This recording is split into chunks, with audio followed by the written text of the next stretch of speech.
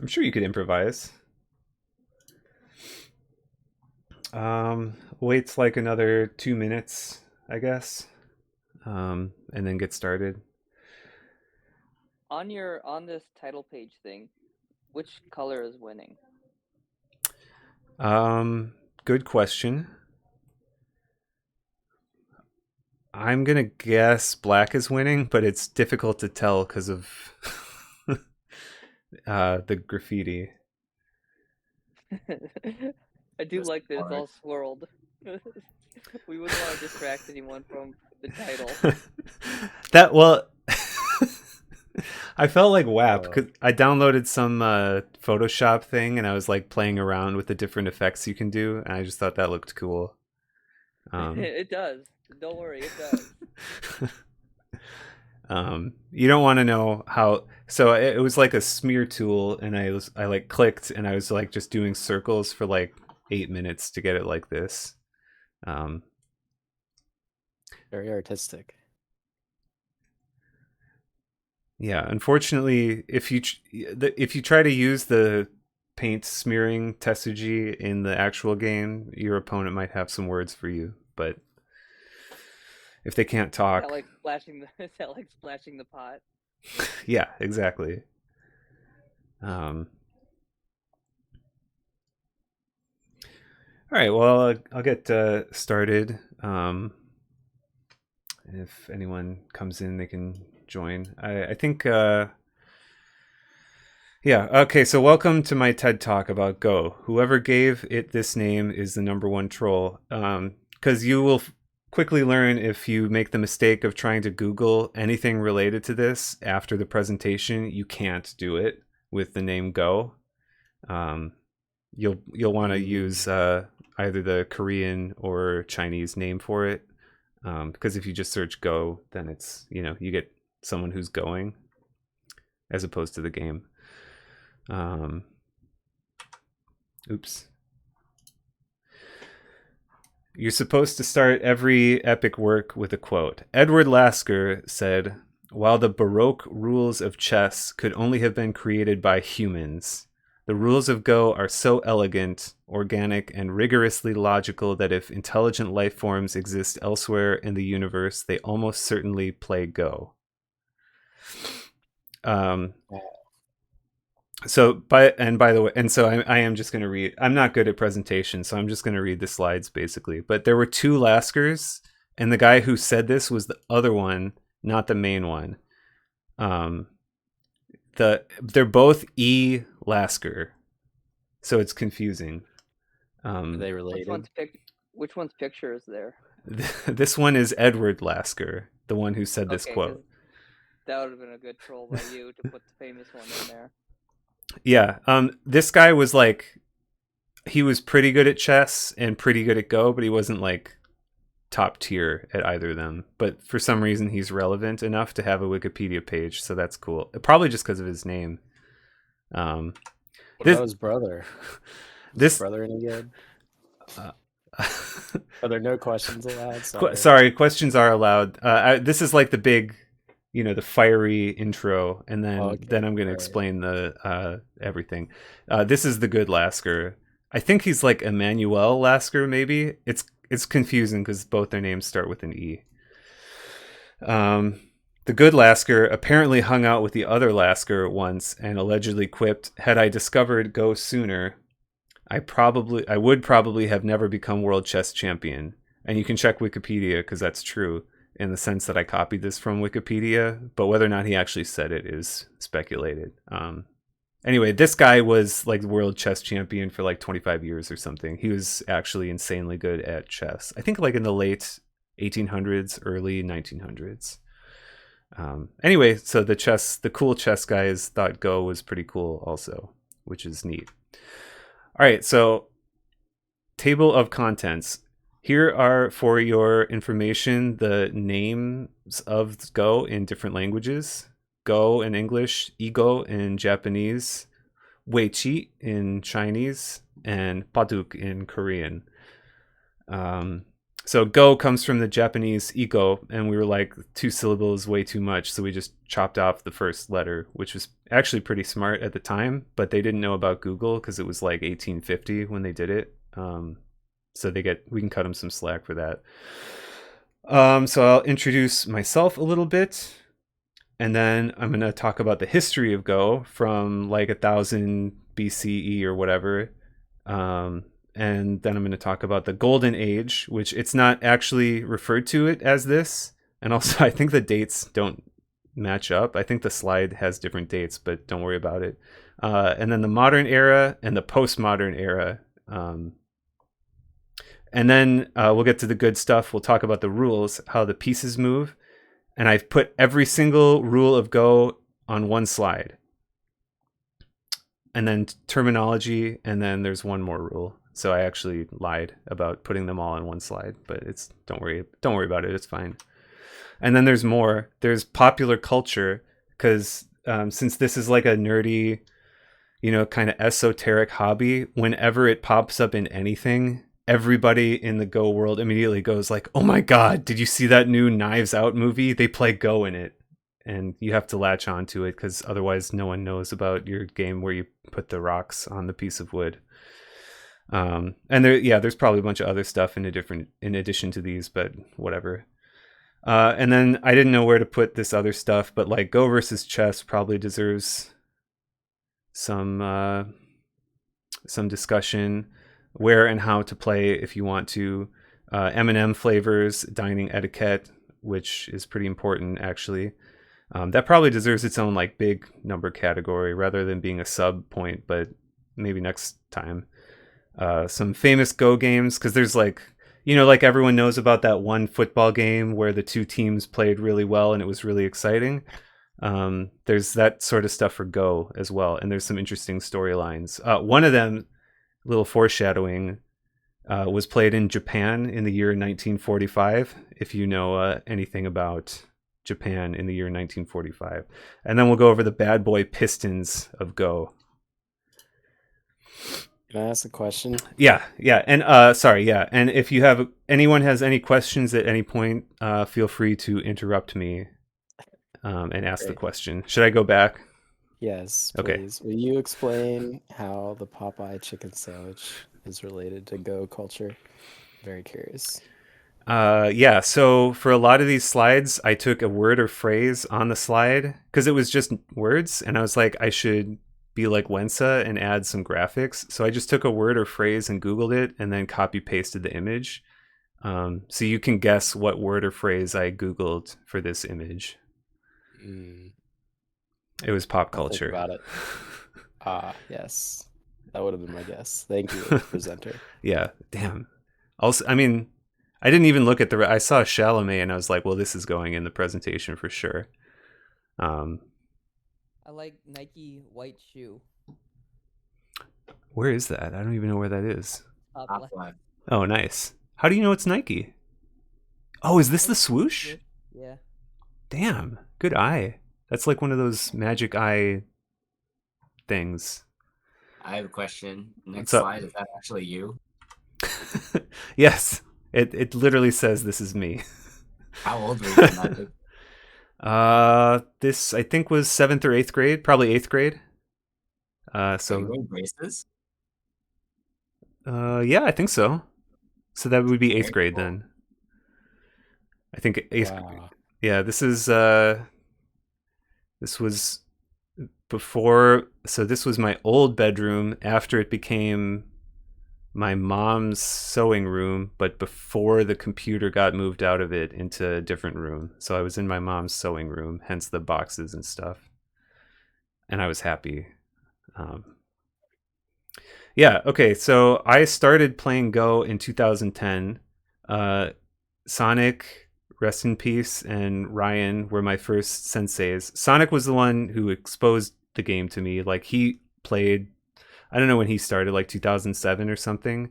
He had been playing for a while, and I heard about it, and it's like, oh, it's like chess or whatever. I like chess. Maybe I would like Go. I played online only because I'm a nerd. And there's not a lot of opportunities to play in person, but yeah, anyway, so I played online a bunch. And then, fun little story, the first time I played in person, I beat some nerds. But at the end of the game, you have to like rearrange the stones to count the score, and I didn't know how to do that. So like I was way ahead, and like I won the games pretty easily, but they had to teach me how to count the score at the end, which was kind of awkward. And then once I got a little bit better, I joined the Yunkuseng Dojang, taught by Hwang In-sung, he's the greatest guy. I got to meet him in 2015. He's from Korea, but now he lives in France, and he comes to America for the Go Congress, which in 2015 that was at St. Thomas in St. Paul, Minnesota, which was pretty cool. I got to stay with Little Panda for that week and bike from their old house, to the university, which was pretty cool. When I played, I was a 5-dan, and don't worry, there's a slide dedicated to the rankings, so you will understand exactly what 5-dan means eventually, but for now it's mysterious. It could mean anything. I beat a bunch of 7-dans in my day, but the way the ranking system works, like if you play too many games, your rank gets kind of stuck, so I never got past 5-dan, but I was probably at least 6-dan. Whatever. My crowning achievements were I won this qualifier thing in 2014 where I beat a bunch of old Korean guys who were really, really good in Seattle. I showed up as this like new guy. They didn't know who I was, and they're like, who's this guy? He probably sucks, right? And I kind of did, but I still beat them, that was probably one of the best feelings of my life, because I had spent like 6 months studying super hard, and then it paid off. So it's always cool when your hard work pays off. And then I won this tournament also in Seattle in 2017, and I retired. I haven't played since then, at least not any serious games. And we'll get to that later. I taught lessons at the Seattle Go Center. There's a couple classes. I taught one of them for a couple years, and I did in-person lessons and online lessons as well. And if you want to check out my old YouTube videos, you could click this or whatever. It's pretty low production quality, and it's not very interesting content because it's just me playing games and talking. But yeah, that's me. So let's go over some history about this game with the wood and the rocks. Ancient origins. So we like to brag as Go players that Go is like the oldest game. It's like thousands of years older than chess. By the way, you have to compare everything to chess, because people know what chess is, and they'll be like, oh, that's very cerebral. Because if you just talk about Go, no one knows what you're talking about. It's mentioned in many ancient Chinese texts as far back as like 500 BCE. And Confucius, who you might have heard of, famously went on record saying Wei Qi kind of sucks, because he thought it's like a waste of time and it'll rot your brain. But it turns out leading research shows the opposite. People who play Go and like do other mentally stimulating things have a lower chance of getting Alzheimer's and other degenerative neurological diseases, and this is actually true, which is kind of neat. But it probably applies to chess and whatever, crosswords, that kind of thing. So Go spread to Korea long time ago, like thousands of years ago. I don't know where else it spread. I'm biased. People were kind of bad at this game until around the 1600s because they didn't know anything. But then in China, Huang Longshi, and in Japan, Honinbo Dosaku were like insanely good all of a sudden. They like figured out how to play really, really well.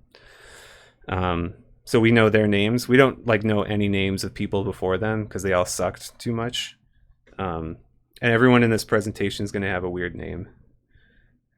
Unlike in chess, where there's like a single tournament to determine the world champion, that's never really been a thing for Go. So it's kind of like if you follow golf at all, there's like a bunch of different golf tournaments, and there's like from different eras, people think, oh, this was the best golfer of this time, the best golfer of this time.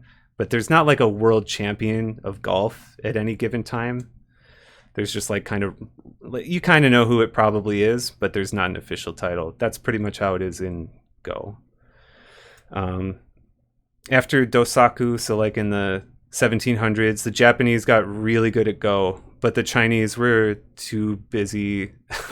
I forgot a word. They were too busy getting owned by the British and stuff to care that much. But they have a really cool part 2, so stay tuned for that. But first, we're going to look at Japanese history in the Edo period. And the foreshadowing, I mixed up the dates. Doesn't match the table of contents, but I just noticed that now, so that's good. Japan tried to spit on Korea a couple of times, but instead they died. There's a cool movie about it called like The Immortal Admiral or something. It follows Lee Sun-shin, who is like this badass Korean admiral he was getting fucked over by actually the Korean king at the time for no reason. And then the Japanese were coming, and the king's like, oh shit, we need our badass admiral. So he let him out of prison, and then the badass admiral sunk 333 Japanese ships with only 12 of the Korean ships. It's absolutely insane. It's one of the coolest stories of all time. And there's a movie about it. Korea's the best. Yeah. The turtle ship. I forget what the Korean word for that is. Oh, I've heard about this before. Yeah, I would recommend that. But the relevance for this, so the Japanese were like, shit, we tried to spit on Korea and stuff, but it didn't work. So instead they decided to stay home and just rearrange some stones on a piece of wood for a while. So in the Edo period, this was like Japanese isolationism, where they closed the country. Like people really couldn't leave or enter the country anywhere for any reason ever, until like around this time is when America showed up and was like, hey, you got to open the country because we have these badass boats and we'll just own you if you don't, which kind of sucked. But also it helped them revolutionize their economy and military, which was actually pretty bad because that led to World War II and shit, but whatever. So basically during this period, the shogun was like the main military guy, and he was also basically the president, because there was an emperor of Japan, but he didn't really do anything. He just sat around in a palace doing poetry or something. I don't know. So the shogun basically controlled everything, and they loved Go because they were like military guys. So it became very popular, and it was like a great honor to come. Like they'd have these events where people would come in front of the shogun to play games and he would watch. That was like, the gladiators or something, like the equivalent of that. They called those oshirogo, castle games.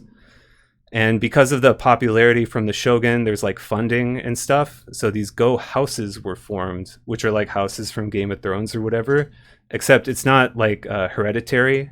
It'd be like if you were a young player who was really promising, you could join a house and then devote your life. You basically be a monk and just play Go all day, which sounds kind of cool, actually. The Honimbo house, you'll hear the word Honimbo a couple more times. They were basically the New York Yankees, or Targaryens, if you will, of the Japanese Go houses, which is cool. So this is kind of why I just wanted to mention this, because this is why basically it's because the shoguns loved it so much. That's why Japan got super good at Go, because it's like if you have funding, if there's interest in stuff from the top, then it trickles down, right? It's like trickle down economics. And Japan dominates Go for like 300 years. The other countries are irrelevant. I think the game was around in China and Korea during this time period, but they didn't have any good players. The Japanese were like way, way, way, way better. But like even in the early 1900s, the prodigious Go children from China and Korea would move to Japan to join a Go house. For example, Go Seigen, or Wu Qingwan, who's up here on the left, he's one of the like top 3 most influential Go players of all time. He's originally from China, but he moved to Japan when he was like 8. And yeah. Also, Cho Chi-hoon, who is one of the strongest players of the 60s and 70s, was born in Korea, but moved to Japan as a child. And also I put this map. This is like Japan invading China and Korea during World War II, which pretty sucked. They should probably just deny that ever happened or whatever. So Cho Why is Chi, that guy so sleepy? he's like, this photo encompasses him great, and I wanted to show. I hope this will work. He's got a famous tea stealing Tetsuji. I hope this video works. Oops. There we go. Okay. If the audio doesn't come through, it doesn't matter. So he drinks his tea. He's in the bottom left.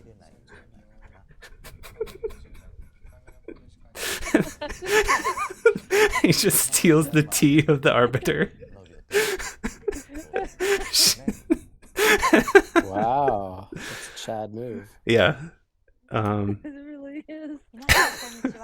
Konnichiwa. So if you speak Japanese or Korean or Chinese, then you can find a ton of videos on YouTube. Otherwise, you kind of can't, unfortunately. Yeah. Oops. Dang it. Okay, there we go. Okay, you're probably wondering, what about elsewhere in the world during this time period? So here's a slide of all the stuff that was happening with Go elsewhere in the world during this time period. Got him. Yeah. That's pretty good. Okay, modern era. This is where China and Korea catch up. Ni Wei-ping was like the first badass new god from China, and Cho Hun-hyun from Korea was like the first like Korean-born guy who like played in Korea and started beating the Japanese. For both of them, it's like, we got to beat these Japanese guys, right? So I have a friend here in the Twin Cities who he moved from Korea to America when he was like 15, and he said when he was a kid, because he's kind of older now, he said when he was a kid, they like interrupted TV when Cho Hun-hyun was like beating the Japanese. They're like, this is a big deal, so like they interrupt all the TV shows to show this this guy playing Go, which that sounds pretty cool. You know, because I think, if you're not aware, I think there's kind of like a, you know, I don't want to I don't know anything. I'm a white American, but I think the Koreans and Chinese in general kind of don't like Japan because of World War II and other stuff. So it's like whenever they beat Japan at something, you know, it's kind of cool. I guess it was maybe kind of like us beating Russia or whatever in the hockey game that one time. Or in Queen's Gambit. Yeah, or the Queen's Gambit. Make sure to tie the chest, please. Yeah, thank you. Yeah, great. You're already far ahead of the curve. Yeah. Okay, so Korea and China, they started funding big tournaments such as the Samsung Cup, the LG Cup. Basically just pick a company and then put Cup after it, and it probably exists. But the domestic Japanese tournaments were still the most lucrative, even through like the 80s, 90s, and to today. So Japanese pros basically only play Japanese tournaments. So they don't play against, since they don't play against Koreans and Chinese very much, they just kind of sit. Basically, I tried to sum it up here. They just kind of sit around by themselves and think really hard to get better at Go. Whereas the Chinese and Koreans like team up with each other and like they have, you know, collaboration and stuff. So from like the 2000s onward, Japan, they kind of suck now. They're like number 3, and it's not even close. And Korea and China trade off being number 1. And I got some As in other stats. things. Yeah. As in other things. Yeah. Thank you. So you can see like around the turn of the millennium, like Orisei wins the LG Cup, Japanese player. And actually Cho Yu he plays under the Japanese flag, but he's actually from Taiwan. And then Yoda Norimoto won the Samsung Cup, and Cho Chi-hoon, who we talked about, he's the tea stealing guy. So he's Korean, but he moved to Japan when he was a kid, so he still plays for Japanese, whatever. But basically, it's all China and Korea for the past 20 years. Yeah, it's not even close anymore. There have been a few. I thought I'd mention a few cool Westerners who have succeeded in Japan.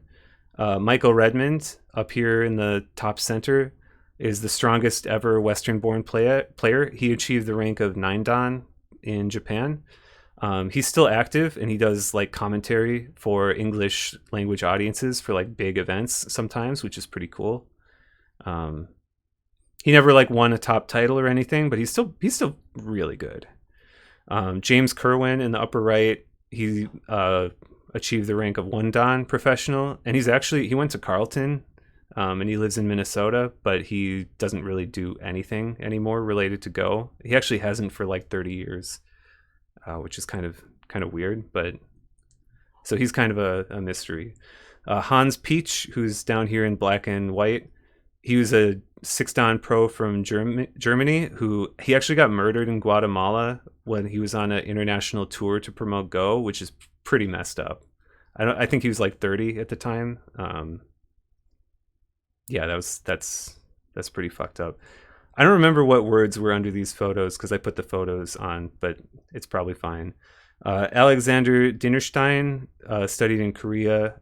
He's been giving lessons and stuff for the game for like the last 20 years online. He's pictured in the bottom right, which is pretty funny because his like online ID is breakfast. So I'm sure everyone got that joke. It's pretty good. And then this guy, I don't know much about him. The America and Europe have their own pro systems, but they don't really do anything. It's like they just get awarded the title and then they just don't do anything with it, basically. So it doesn't really matter. There's no like big tournaments or anything.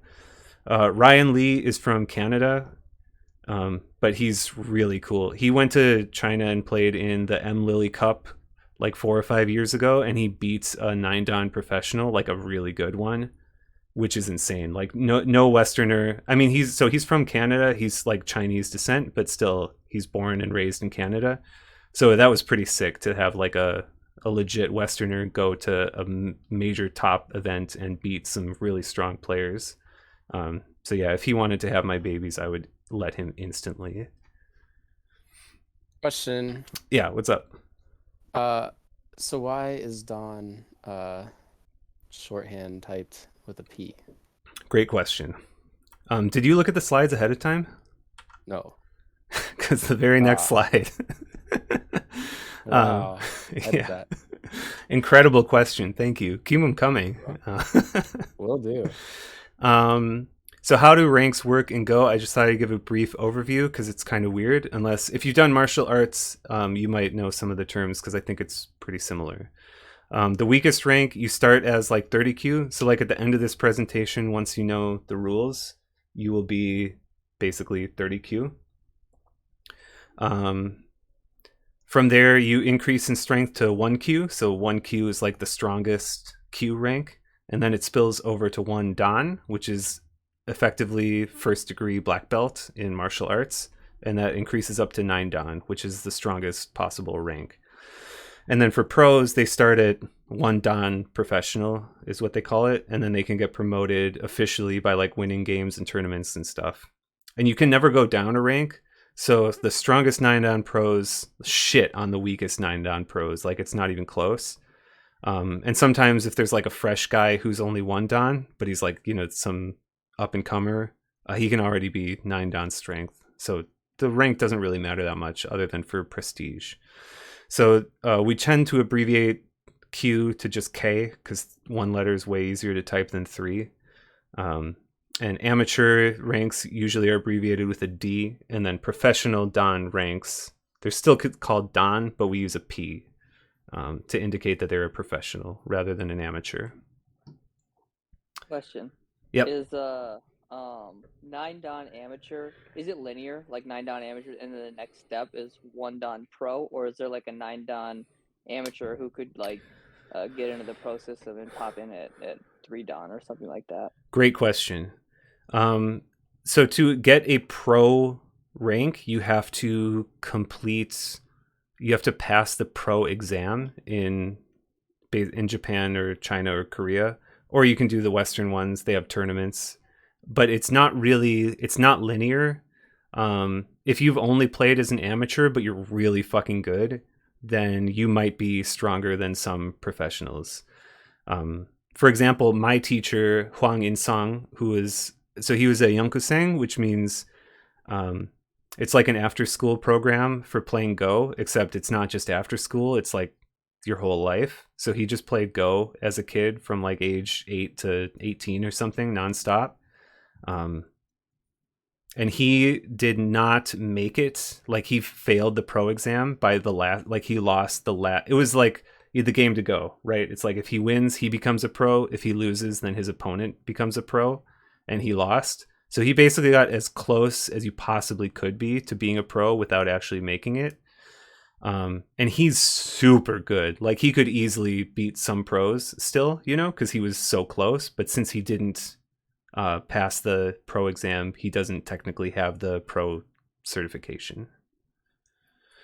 Do you only get like one shot at it, or is it like very expensive, really challenging to get to that position? Why didn't you ever try again?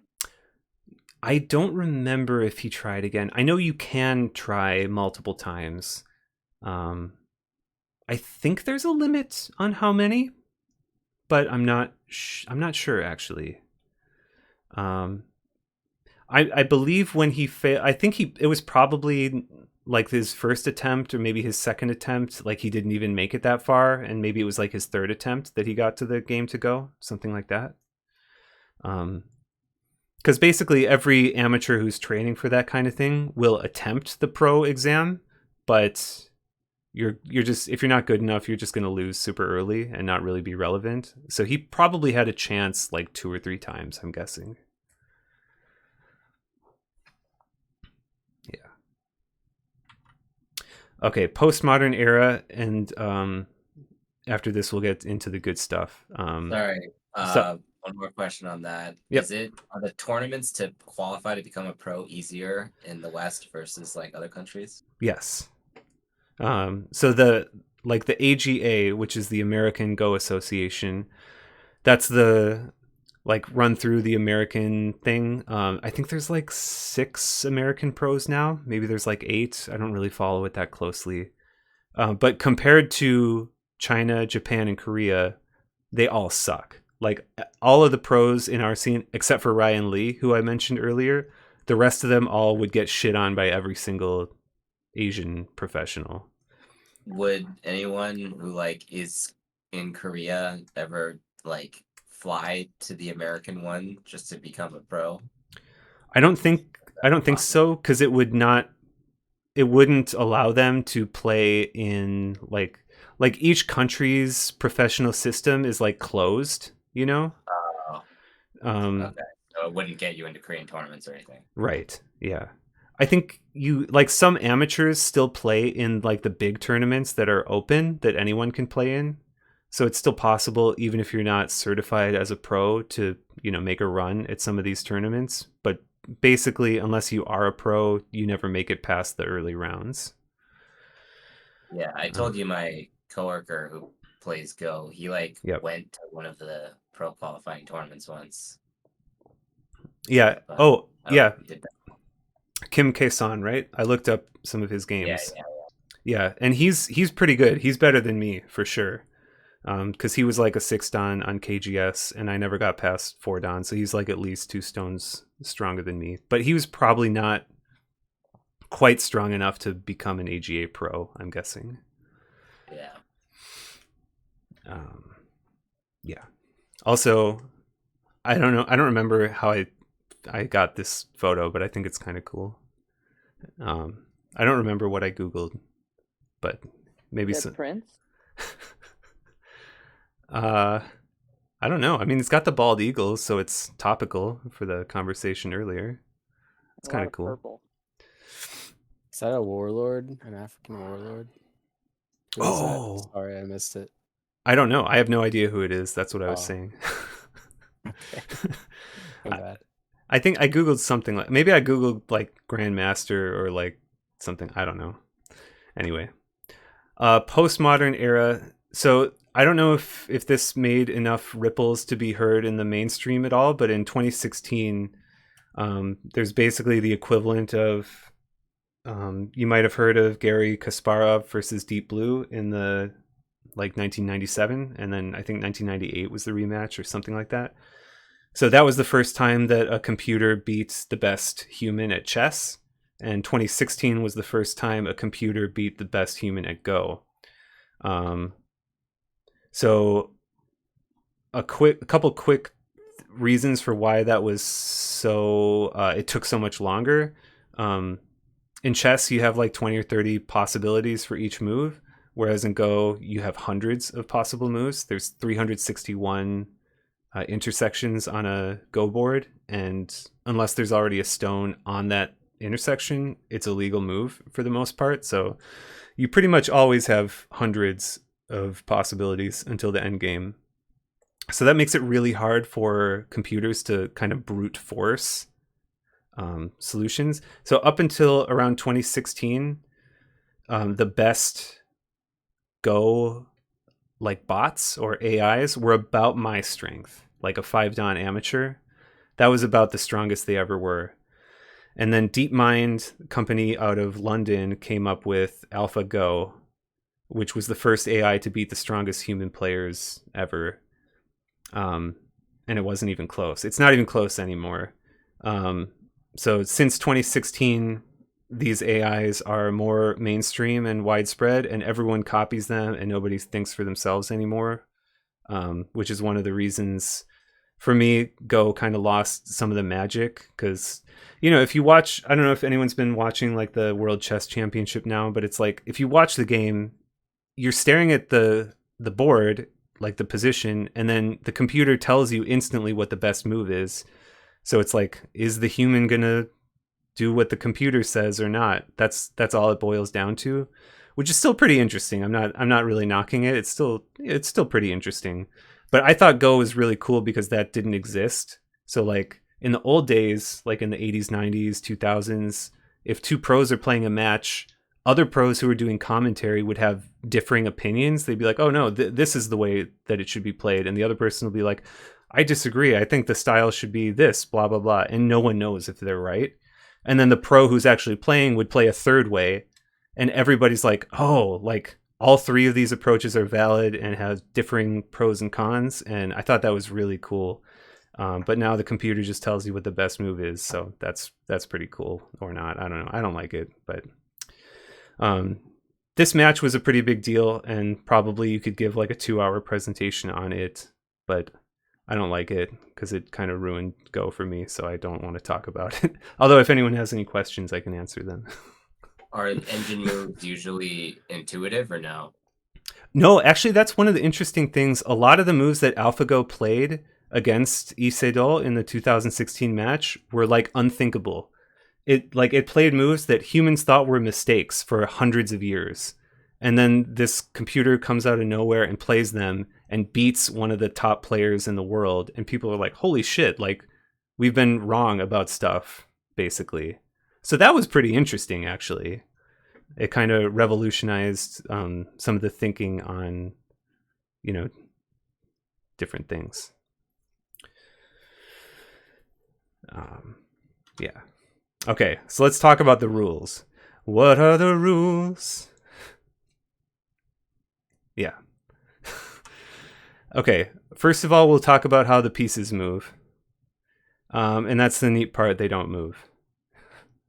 So I put this meme on there. I like this one. Nice. Okay, every single rule of Go in one slide. Black makes the first move, which is weird. The board starts empty. Players alternate placing one stone at a time on one of the intersections of the board. If a stone is surrounded on all 4 sides by enemy stones, it is captured and removed from the board. If you have like 2 stones of your color that are touching, that means there's 6 empty sides, right? If you can visualize that. We'll go through visual examples, so don't worry about it. But if they were surrounded on all 6 empty sides, you capture both the stones, etc. You can't play a stone that would instantly be captured, so it's like no suicide play, basically. Either player can pass instead of playing a stone. Typically, you only do this at the end of the game when it's over. However, you can also pass if your opponent has bad GG timing and you're so far ahead that you can pass and still easily win, which I highly encourage. Because there's nothing more tilting than being ahead by like 80 points and they're like still playing and you're like, dude, you're like a 3 don or a 4 don or something. Like, you know that you're so far behind. Like, just end it, right? So then it's a good idea to pass, and then they will feel really bad about themselves. Probably, you know, I should probably say don't do that because it's rude, but I do it, so whatever. I think it's funny also. It's just a game where you play, you put rocks on a piece of wood, so let's not take it too seriously. Okay, when both players pass, the game is over, and then whoever has more points wins. And I know what you're thinking. How do you know what your score is? Well, the rules are a little bit different depending on whether you're playing Chinese, Japanese, or Korean rules, but basically don't worry about it. You basically get 1 point. In Chinese rules, technically you get 1 point per stone on the board, and then 1 point per intersection you've surrounded. And in Japanese, you get 1 point per captured stone and 1 point per intersection you've surrounded. But effectively, it's the exact same thing. Except for a very few rare edge cases. So, but just don't worry about it. And I'm sure none of this makes sense right now. It's one of the problems with Go is that it doesn't really make sense until you play like 20 games. But we'll go through some examples, and hopefully that'll make it clearer. Hey Peter. Yeah. There is a question in on the chat on the chat for this channel. Just FYI. Oh. Are there American rules? Asked by Guitar. Oh, where? I don't know where that is. you Oh, hover oh, over got the it. guitar- Yeah. Thank you. Yes, there actually are American rules. Good question. Because everyone has to have their own rules.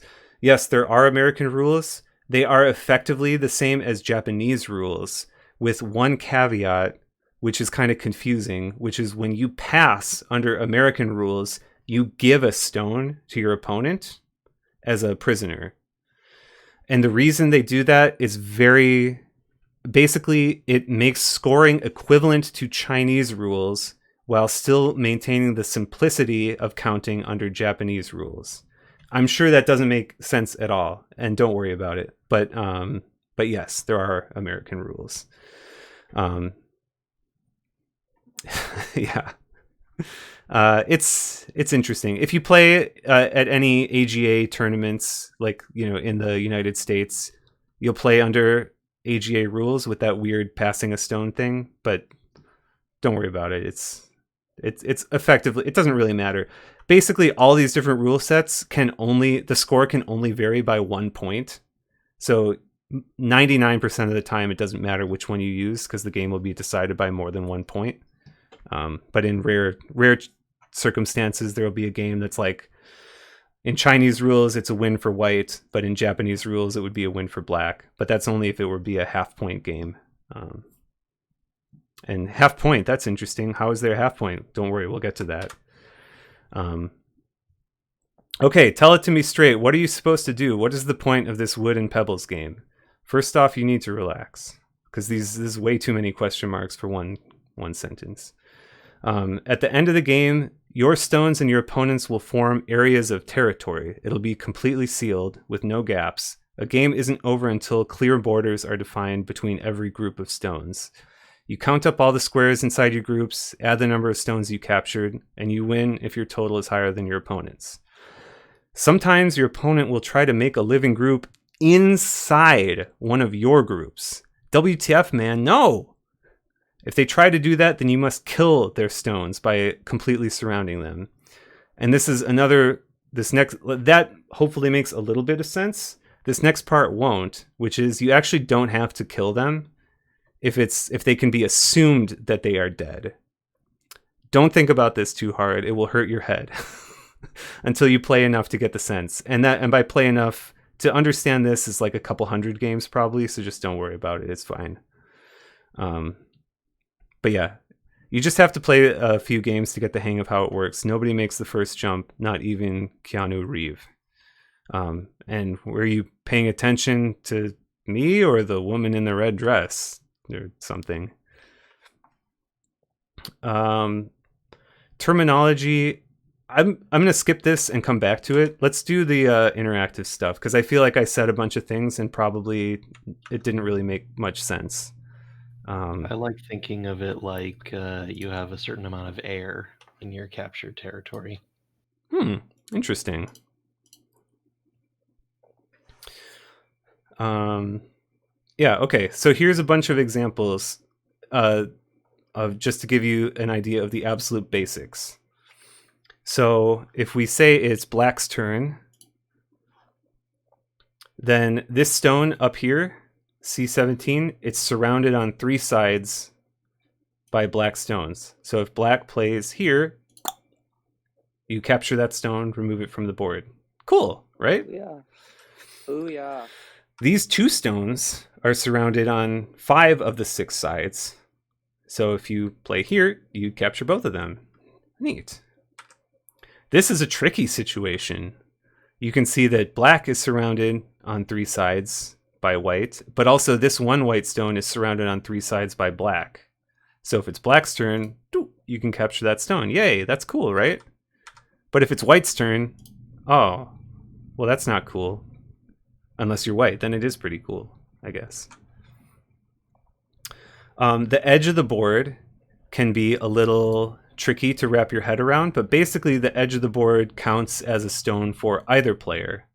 So in this situation, these 2 stones can be captured because they're like, it counts as being surrounded if you're on the edge.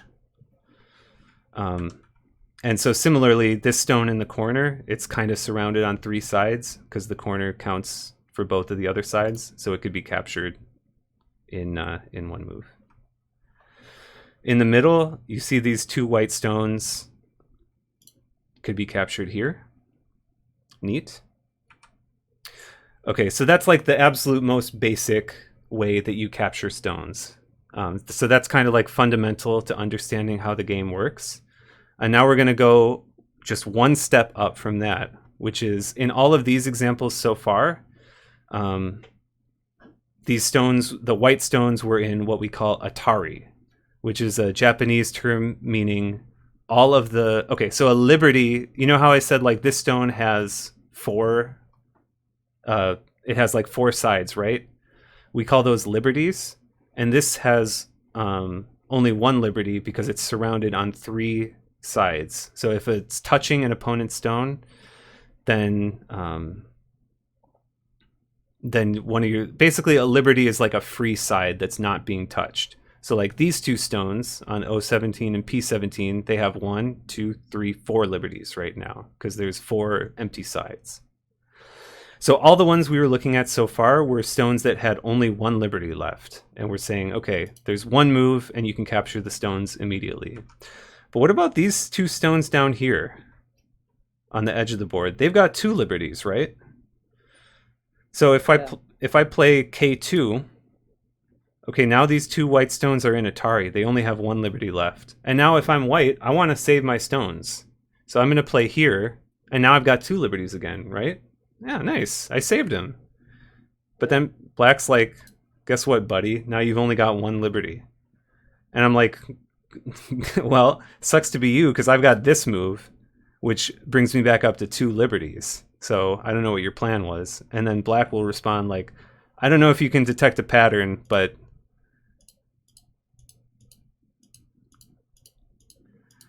Uh-oh. Now when I play this move in the corner, I had 1 liberty. I still only have 1 liberty. Shit. Oh my god, they just got owned. Yeah. White just got... And probably you should resign if you do something like that, because you should be pretty ashamed. Actually, you shouldn't be ashamed if you're a beginner and you do that. But if you're like a Don level player and you do that, then you should resign, because that's... you should be better than that. Couldn't he have played T2 instead of T1 and kept it going? Here, if white played T2? So all of these stones down here still only have 1, so you could still... And then you could escape with this one, right? Uh-oh. Oh, no. Tragedy. Yeah. So another example of that, these two stones, we can do something similar where, okay, they've got 2 liberties. Oh, I'm going to reduce them to 1. White's like, oh, no problem. Now I have 2. Okay, now I only have 1. Now I've got 2. Uh-oh, now I only have 1. And at this point, we know where this is headed, right?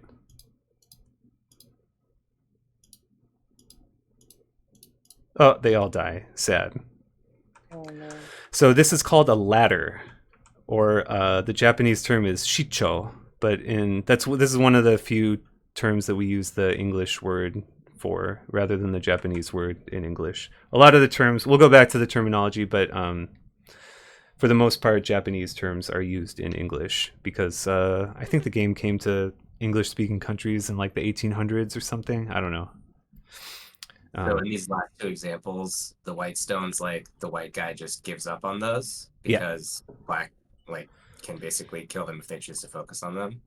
Yes, exactly. But like, isn't there also possibly a situation where, you know, maybe you have something along the first line that's connected to other white stuff. So if you reach it, like, you know, you reach another set of white stones and it's not completely dead. Exactly. So, and that's exactly right, and that's why this R7 stone is here. So black can capture these by going down, which we just looked at. But you might notice, okay, this is symmetrical. Can I do it the other way? And you can at the start, but now you see this white stone here. Now, okay, it's Atari on these 3 stones. There's only 1 empty side. But uh-oh, this is kind of awkward. Now white has 3 liberties instead of 2. So now you can't put them in Atari with a single move. So now black is fucked. Would you say that white has liberty there? Yes. Man, Yes. Yeah, Liberty Mutual, not don't have liberty. they're not sponsoring this presentation, but I did reach out and they did not return my call. But yeah, so one interesting thing, so if white is worried about these 2 stones getting captured, to go back to Johnny's question, maybe if white played a move like here, or even as far away as over here, now you got to think, okay, if we keep playing out that sequence again. Oh, I play Atari. Uh-oh, now there's 3. So now it's not Atari again. So it can get complicated. And that's one of the reasons that this board, so we play on a 19 by 19 board. And so if you've got a situation with a ladder like this, and black has a stone here, and whatever, here, let's say. So if it's white's turn, you might think, okay, I can play a ladder with these stones, but does it work for me or not? And so you use your mind's eye to imagine, okay, is this stone going to get in the way? And that's like a cool thing. It's not that this is one of the, like, ladders are one of the fundamental techniques, which is good to know about, but it's the kind of thing where, like, at the pro level, they just instantly know if a ladder works based on the whole position. An actual game is going to look something like, so this is some random game that I was watching. So, there's stones all over the place. So if a ladder, so for instance, there's this stone up here. If black wants to play a ladder, you could start it, but then it doesn't quite work because now this stone is in Atari. So if you try to keep going, you get captured and whatever. So it's like a fundamental technique that I thought I would mention, but hopefully it kind of makes sense how it works, but don't worry about, like, actually reading it out and everything. That's the kind of thing that you do problems, right? Like in chess, you would do problems to figure out checkmates and stuff. In Go, you might do like ladder problems, for example. For after the interactive demonstrations, are there... Oh, after, so I shouldn't read it yet. I will read that question. Remind me if I forget after the interactive. I didn't want to interrupt the flow. Yeah, no worries. Oh shit, I messed this up. Fuck. Okay. here's a couple more examples. So here's the thing in the upper right is like another ladder sort of situation that we looked at. Oh, but I messed it. That's never mind. Don't worry about that. I forgot how to do these. My bad. Don't worry. The interesting thing I wanted to point out is in the middle. There can be situations where like touching groups are both in Atari. So if you count up the liberties, these white stones and these black stones each only have one. So if it's white's turn, you're very happy you get to capture those. And now these stones used to be in Atari, but now they got like 1 million liberties, so you don't have to worry about it anymore. So that's pretty cool. But if it's black's turn, then the same is true in the opposite side. Or from the opposite point of view.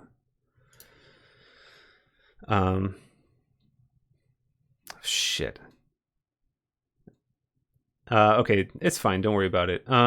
There's a couple. I wanted to just briefly mention a couple more slightly more advanced techniques, which are kind of cool. So in the upper left, black could play this move, which is Atari on 2 stones at the same time. Whoa. So it's kind of like a fork in chess, where if you're white now, you could save this stone, but then you're going to lose this one. Or you could save this stone, but then you're going to lose this one. So be on the lookout for that. And also sometimes you might look at these stones and feel like, oh, I've got like a bunch of stones connected. They're all pretty safe. But actually, if you look closely, you'll notice that these 3 stones only have 1 liberty. So actually black can play and capture them, which is kind of cool. And one of the reasons I wanted to show this example in particular is that it looks like D5 would be like a suicide move, because black stone would be surrounded on all 4 sides. And so this is kind of, I would say it's not intuitive, but if you are going to capture your opponent's stones with that move, it's like you get to capture first and then put the stone down. So it's I've always thought that was kind of confusing when I started, because it's like, okay, I can't play a suicide move, but I actually can.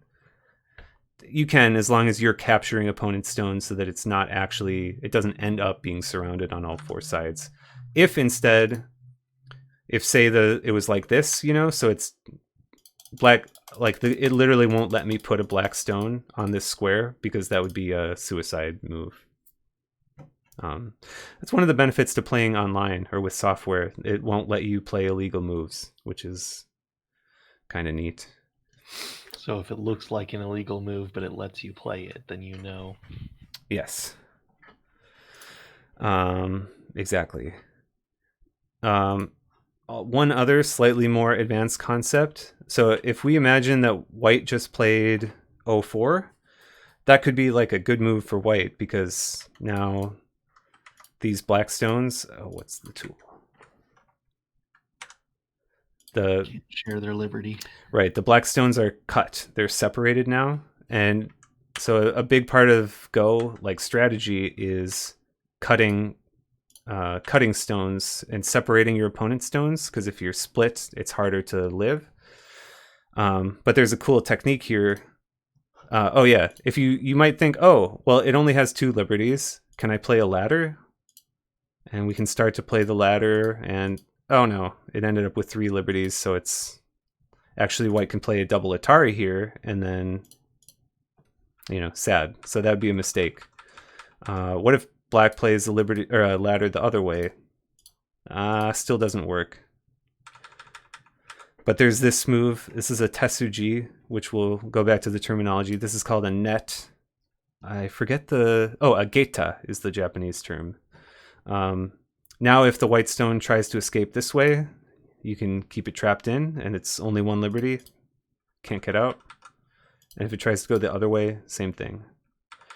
So there's what I would call it, maybe like the Bible of Go, or like it's the book that everyone is recommended to read when you start learning Go, which is called Lessons in the Fundamentals of Go by like Toshiro Kageyama or something. And he calls this the 2-finger Tetsuji, which is every time you look at a stone and you're trying to think, can it be captured? Number 1, you hold up 1 finger. Can I capture it with a ladder? No? Okay, then you hold up your second finger. Can I capture it with a net? And I literally do that in every game I play in my whole life. I'm always thinking, number one, can I do a ladder? Number two, can I do a net? Which is cool. Let's see.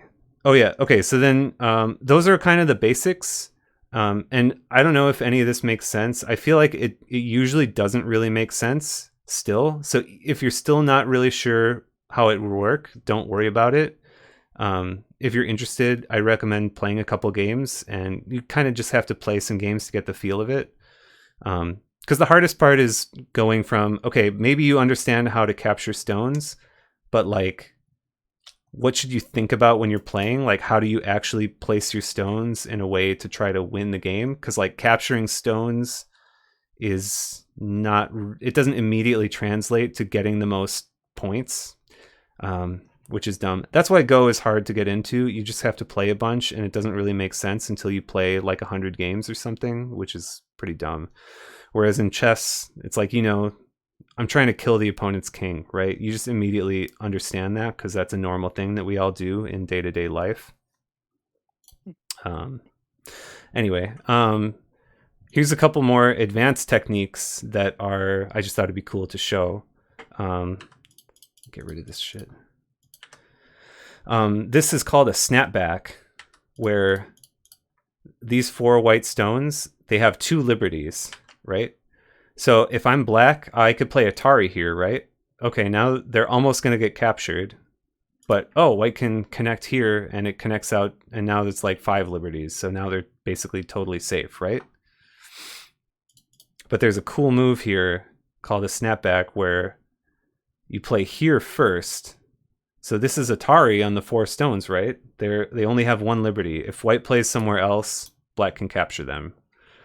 But, as I'm sure you noticed, this stone that black just played is surrounded itself on 3 sides. So if you're white, you're probably thinking, oh, that was a dumb move. I can just capture that stone right away. And so you do. But in doing so, uh-oh. Can anyone see how many liberties these white stones have? They got the 1. They only got the 1.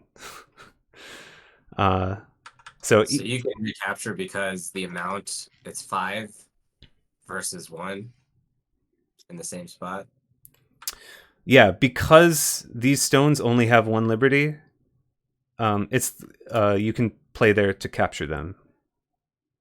Sorry, maybe did I don't think. Would you repeat the question if I didn't? I'm just saying versus like the rule where you can't recapture immediately or something.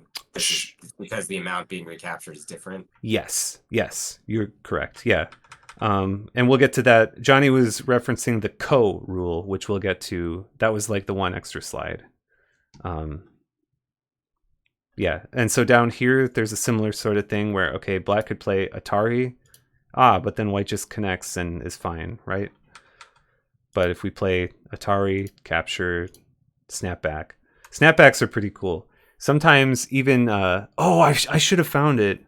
There's in a professional match with like 9-dan players, someone missed a snapback once. So he basically played self Atari and lost a ton of stones. And then as soon as he played it, he realized it, and he did like this huge facepalm thing, and he immediately resigned, and it was pretty embarrassing. Yeah. Oh, It's probably the equivalent of like scoring on your own hoop in basketball or something like that. That's how embarrassing it is for a pro.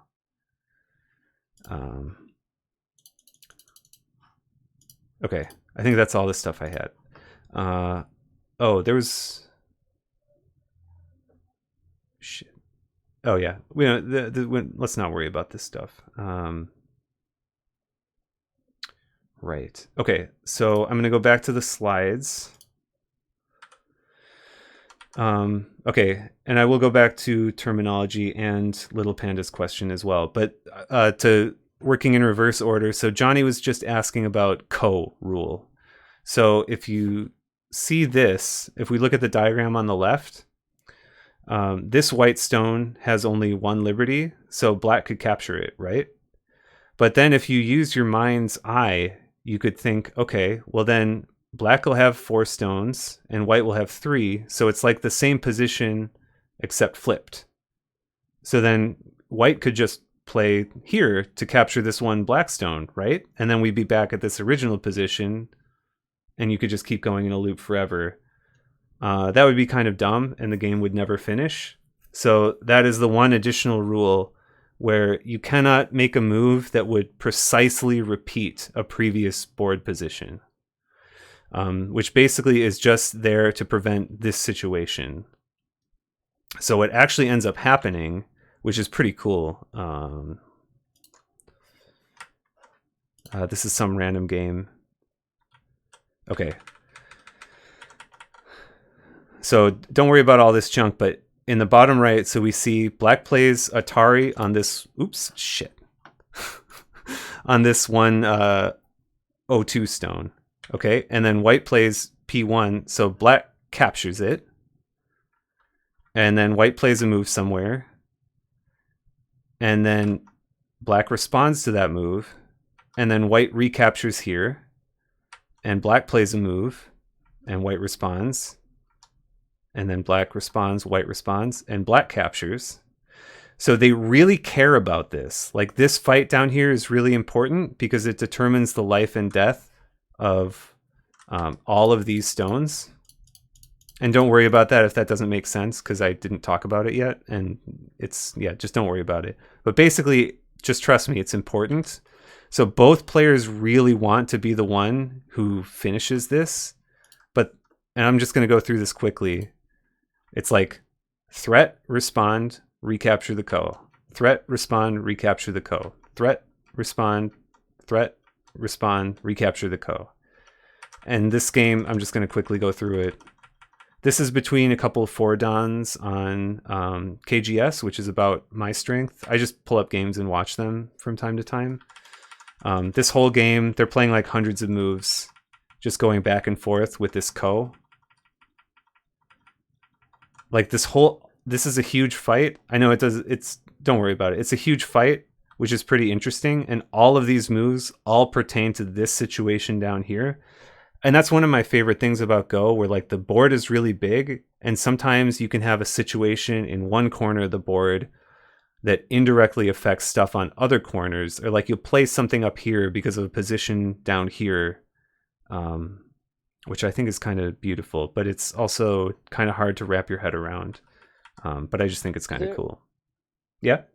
Are there situations where is it typical to like get into a situation where you and your opponent are juggling like 3 or 4 different ko? Or is that wild? That is wild, but it does happen. And so technically I didn't put it in the slides, but there's one additional rule called the super ko rule, which addresses that situation, where you can imagine if there's like 3 kos all on the board at the same time, you can kind of do like infinite loops. Like I capture one, you capture the other, you capture the third, I capture whatever. There's one additional rule to address that to prevent a game from becoming a tie. In some systems, I think in some rule sets, like in Japanese rules, I think if that situation arises, it can be declared a draw, actually. They're just like, well, it's like a stalemate in chess. Like, you just can't proceed from it. It's never happened in one of my games, for reference, so it's pretty rare, but it's pretty cool when it does come up. Cool. Yeah. Okay. Okay, so back to the terminology. So now, and you might know a lot of these already. So we talked about liberties. A free space next to a stone. Atari, that's when your stone only has 1 liberty, so it could be captured in a single move. Komi, so going first is kind of an advantage, right? So black goes first, so in response, white gets 6.5 points for free at the end to balance it out. And the half point prevents ties. It's kind of a big brain solution. And one of the cool things, so in general, there's no ties in Go. Don't ask how many hundreds of years it took for humans to think this up, because in the early 1900s, this was not a thing yet. They just hadn't realized. So it's like if you were black, you just had a big advantage, and they were like, I guess that's just how it is. For like thousands of years. This stuff, I said Tesuji a couple times. It's like a sharp, clever move. It makes you feel big brain when you play it. You might like a brilliancy or something. It's not quite the same as a brilliancy. In chess, a brilliancy is usually like, wow, like that move is insane, right? A Tesuji is more like just a standard good move. There will be a lot of moves that are, you'll see them pretty often. And it's like, you know that in this certain shape, the Tesuji point is here. Yeah, it's kind of like pattern recognition. So it's, yeah, not quite as, it's not galaxy brain, it's just big brain, is how I would put it. This stuff, whatever. Yorushika onegai shimasu is what the Japanese say at the beginning of the game. So you can say it if you're a weeb, or if you're actually Japanese, then that's fine too. Aji means taste, and is used when there are lingering weaknesses or insecurities in a position. I think it's a pretty cool term, and I wish it would catch on in everyday use elsewhere. For example, I was snacking on the couch and some crumbs fell on the cushions. There's bad aji remaining. It's like, oh, now there's lingering trouble in the position I was just occupying that might come back to haunt me in the future if someone sees the crumbs and knows how slobby I am. Is slobby a word? It is now. Miai means when you have two options or threats and your opponent can't stop both. So it's like a clever rabbit has two escape holes. Like, I've got A and B. You can prevent A, but you can't prevent B. That's another term I really like. Miai. Yeah. Okay, a couple more things related to the rules. Eyes, or chip in Korean. So if we look in the first diagram, we see white. Okay, they've only got one liberty, right? These stones. So if black plays right here, all the white stones die. Very sad. But if we look at the position in the bottom, white's got two of those spaces. And if black played a stone for either one, that would be a suicide move, right? Because you're not threatening to capture any stones because they have two liberties, not one. So because black can never play either of these moves, we say that the white stones have unconditional life. They can never die. So earlier I mentioned, okay, if you have like a defined piece of territory, your opponent might try to invade and live. For them to live, they would need to be able to make two eyes. So they'd need to be able to create a structure where no matter what, their stones could not be captured, because to do so would, be impossible for because you'd be suicide or whatever. That's this kind of concept of making two eyes to live. I hope that kind of makes some intuitive sense, but actually applying it in games can be kind of tricky when you're starting out. But it's one of the reasons that, if we go way back to the quote from that one dude at the beginning of the presentation, these sort of concepts like eyes and ko and then seki, which we'll talk about in a minute, they all follow from just the basic premise that if a stone is surrounded on four sides, it's dead. And that's kind of it. So the core rules of the game are pretty simple, but there are so many concepts that can be derived from them that the game is super rich and deep and expansive. So it's easy to get started, but then mastering it takes a ton of time. Which, I mean, a lot of things are like that, right? It's like the Hold'em thing, right? It takes a minute to learn, a lifetime to master. Yeah, so let's just play poker instead, because you could actually win money at that. Let's watch Rounders. Yeah. Can I ask a question on the last slide? Yeah, go ahead. Okay, so on the top left, Yep. I might be misremembering. I thought you couldn't put a stone somewhere where it would be instantly captured. True. Yes. Right? Yep. So even though also surrounds. So when you put the stone with the 1, Yep. it looks to me like the black stone should be captured, but it's not because it creates a larger capture for black. Is that right? Exactly. And I feel like that is unintuitive, and it took me a long time for that to make sense when I started playing. But as you said, you can play a move that looks like a suicide move if playing that move would immediately capture some opponent's stones that would then make it not a suicide move anymore, right? It's like the white stones come off first before you put the black stone down, is how I would think of it. Okay. So in the bottom, that would be an illegal move. Right. Black could never put a stone in those two. Okay. Yeah. However, if you're the number 1 troll, if you're white, there's nothing stopping you from playing a stone inside one of your 2 eyes. And if you did, then you would only have 1 liberty, and black could play there to capture them all. So that would be pretty funny. I don't recommend it if you're trying to win, but if you're trying to make your opponent laugh, I do recommend it. Got it. Thanks. Yeah. Especially if it's like a little kid, then they'll be very happy, and it's nice to make little kids happy. Last one, because it's kind of cool, seki, or in Korean it's called bik, and in Chinese it's called suanghua.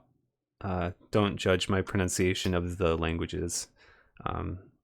So if we look at these diagrams, if we look in the upper left, you can see, okay, these 3 black stones have 2 liberties, and this white group also has 2 liberties, and they share this 1 liberty at X. So if you're thinking, okay, I'm black and I want to capture these white stones, I'm going to play a stone at X so that the white stones only have 1 liberty. Smart, right? Then if I get another turn, I could play here to capture them all. But if you play a stone at X, now your group that used to have 2 liberties only has 1. So if you play X, white's going to play in the corner and capture your stones, and you're like, damn, I'm an idiot. And now if you look at it from white's point of view, exact same thing. White stones have 2 liberties. If I play a stone at X, okay, I reduced black to only 1. Oh, but shit, I just reduced myself to only 1. So black would play here and capture all the white stones. So in this situation, we call it seki. All of the stones here are alive, and neither side would ever play this point, because you'd be opening up yourself to be captured when you don't have to.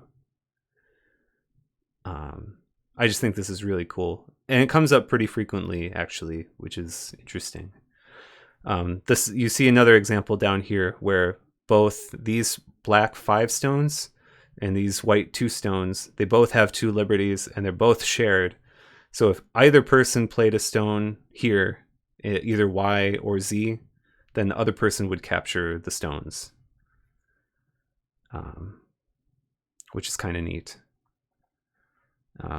This is another one of those things I was talking about where, like, seki, it's not a rule, it's just a concept that can be derived from the core rules of the game, which I think is interesting. It's not a rule, it's a way of life. Yeah, it is a way of life. It's a way of mutual life, which is kind of cool. Okay. Go in popular culture. I like that picture. It's cool. Yeah, thanks.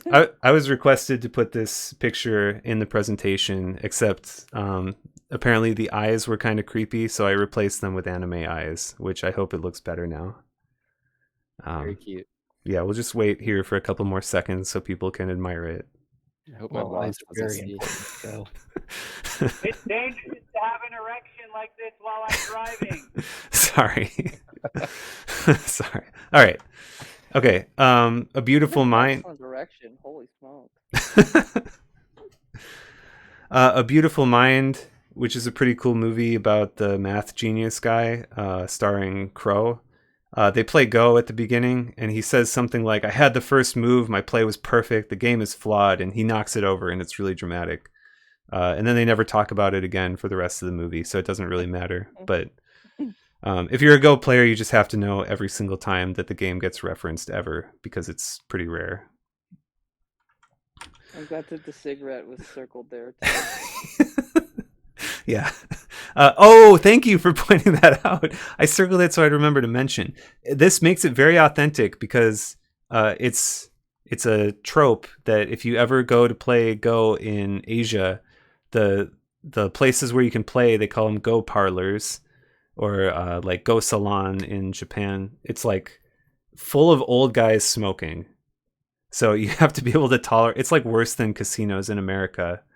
Um, so this is like a pretty cool authentic touch that they had the guys smoking while playing Go. It's literally really authentic, and I thought, I'm sure they didn't know that, but it's a nice touch.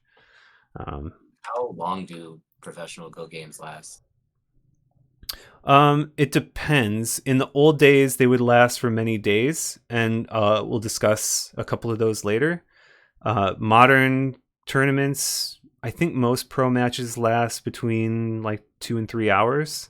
Some of the Japanese tournaments, they still play for like 6 hours per person, so it's like a full day. That's How short. many moves are in a full match?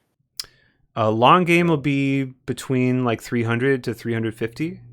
Shorter Is that, like- games, sorry, I was gonna say, is that like moves per player or moves in total? total moves. So like 170 per person for a big game.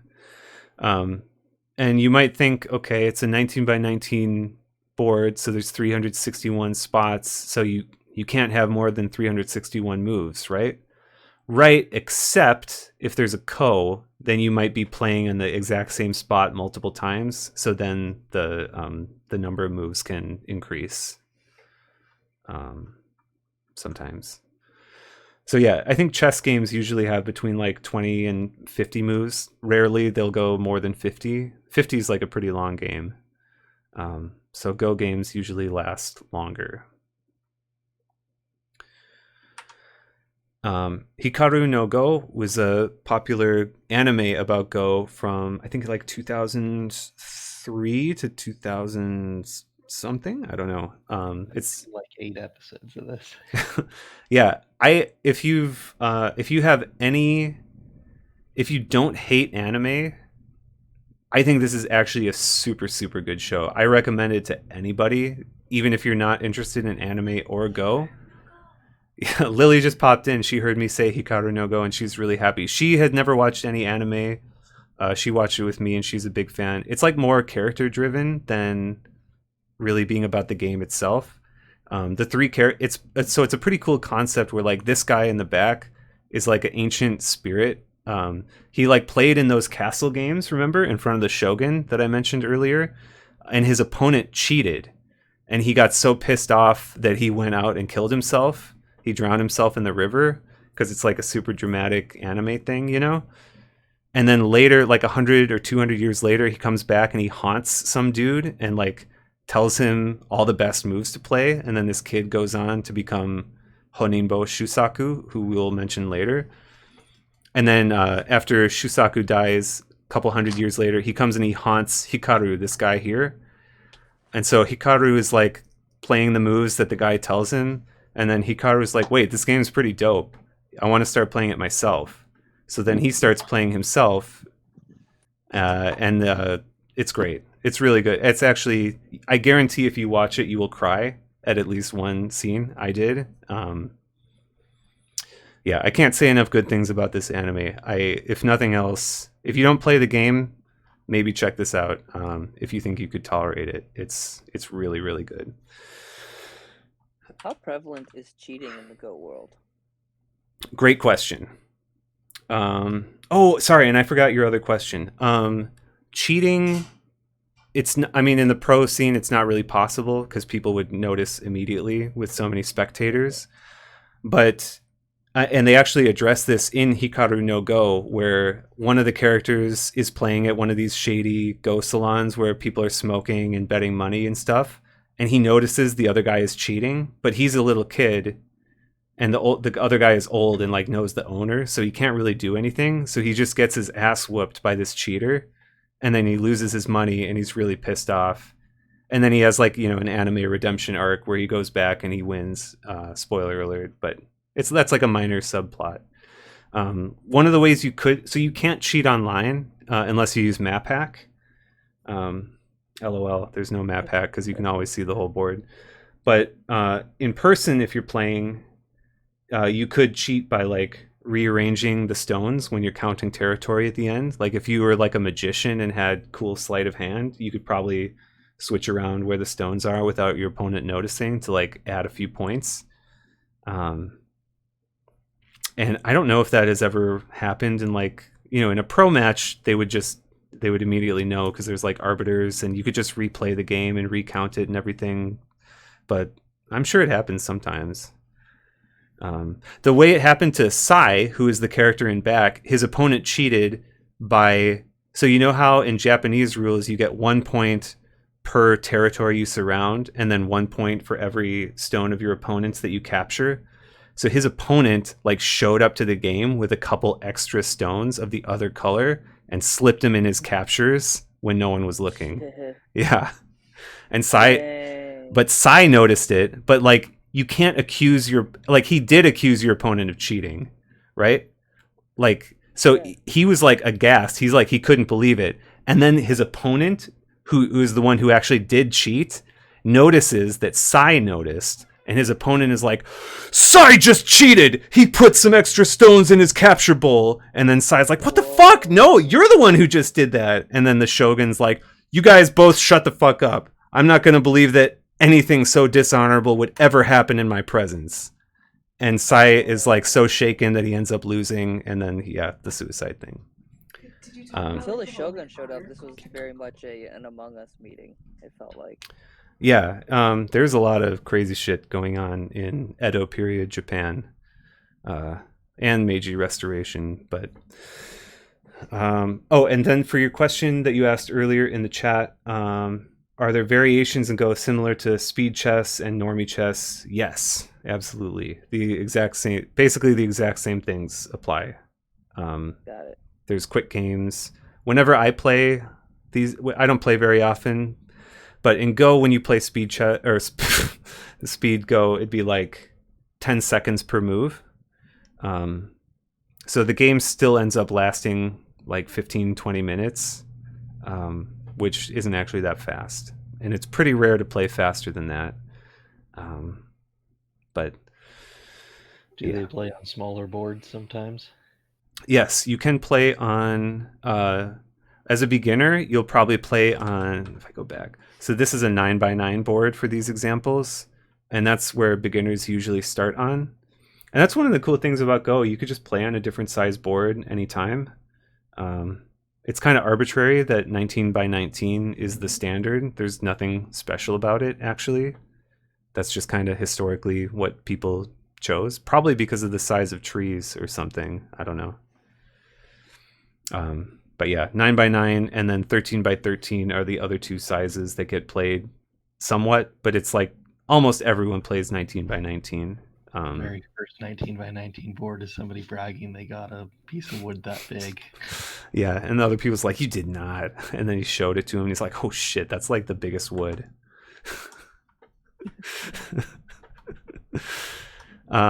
Okay, a couple other things. Hikaru no Go is the main one. I can't recommend this enough. I might rewatch it because I was getting hyped just thinking about it for this presentation. But Miseng is a K-drama, so if you like Korean dramas, this one's pretty good. It's Highly recommend. What? Highly recommend. It's my favorite Korean show.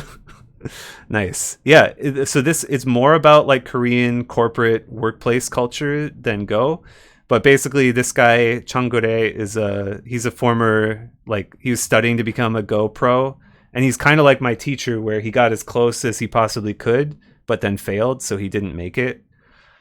So then he like has to apply his Go skills to corporate work problems, which doesn't actually happen very often. It's pretty much just him being an intern and having to get people coffee, which is pretty cool. But one thing I wanted to mention, this show is pretty cool. I recommend it too if you like K-dramas.